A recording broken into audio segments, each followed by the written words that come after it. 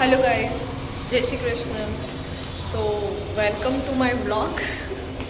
બહુ ટાઈમ પછી શૂટ કરી રહી છું.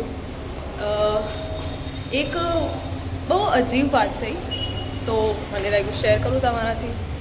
મારે એક ફ્રેન્ડ છે જેને એક કામ આવ્યું હશે, સમ હાઉ સમ પોસિબલ નથી એનાથી થાય એવું એ કામ કે તો એને મતલબ ઝીઝક થતી હતી કે હું એને ના કેવી રીતે પાડું, કે મારાથી નહીં થાય કામ, એમને હર્ટ થશે, ઘણા બધા રીઝન હતા. તો મને એમ લાગ્યું કે ના પાડવામાં એટલી તકલીફ કેમ થાય છે. અગર તું એમનું કામ લઈને નહીં કરી શકે તો એ વધારે તકલીફ નહીં થાય.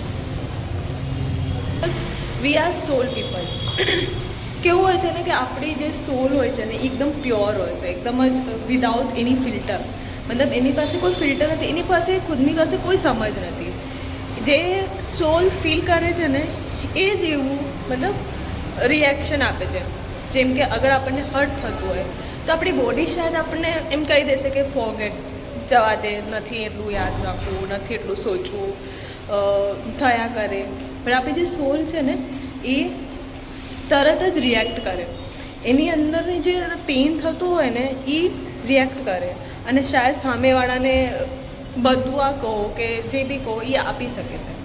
સો અગર તમે એમ કહો કે હું કોઈને હર્ટ કરવા નથી માગતો, ખુદને ભલે હર્ટ થઈ જાય, સો એટલું બધું ઇન્ટેન્સ સોચવાની જરૂર નથી.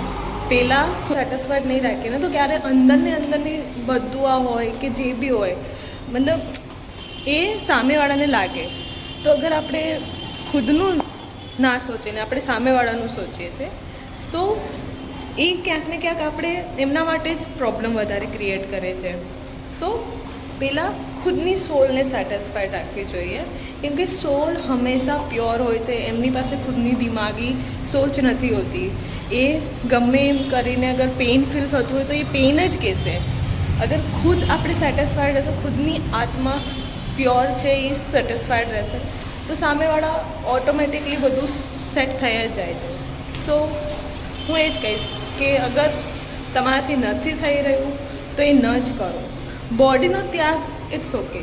તમે બોડીને પેઇન આપો છો, બોડીની સાથે તમે જે બી કરો છો ઇટ્સ ઓકે, પણ તમે તમારી સોલની સાથે અગર કાંઈ બી આઉટ ઓફ વે જઈને કરવાની કોશિશ કરી તો એ નથી પોસિબલ. તમે હર્ટ થશો, તમારી સોલ હર્ટ જ થશે, એ પેઇન જ ફીલ કરશે. એ તમારી કોઈ બી સમજ, કોઈ બી ત્યાગની ભાવના નહીં સમજે.